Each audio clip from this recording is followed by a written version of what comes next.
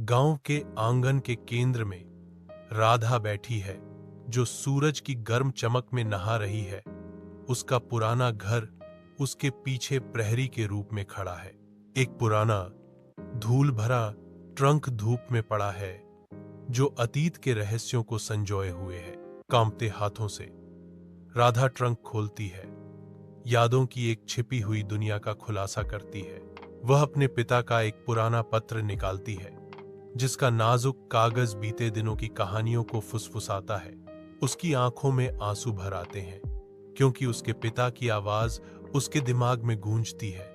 बेटी, मैं जानता हूं कि शहर का जीवन आसान नहीं होगा, लेकिन तुम मजबूत हो। धुंधले कमरे में राधा और उसकी बेटी एक शांत पल साझा करते हैं। राधा पत्र पढ़ना शुरू करती है।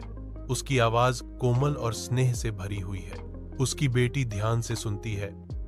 उसकी आंखें अपनी मां के चेहरे पर टिकी हैं। राधा के शब्द कमरे को प्यार से भर देते हैं, हर अक्षर एक कोमल स्पर्श। यह पत्र समय को जोड़ता है, साझा यादों और अनकहे बंधनों के माध्यम से पीढ़ियों को जोड़ता है।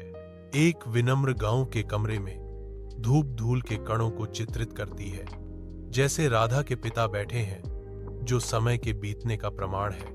उसका चेहरा प्रेम और चिंता का एक परिदृश्य मौन कहानियों में अंकित जीवन को दर्शाता है। हाथ में कलम लिए वह स्याही में अपनी पितृ भावनाओं को अमर करता है।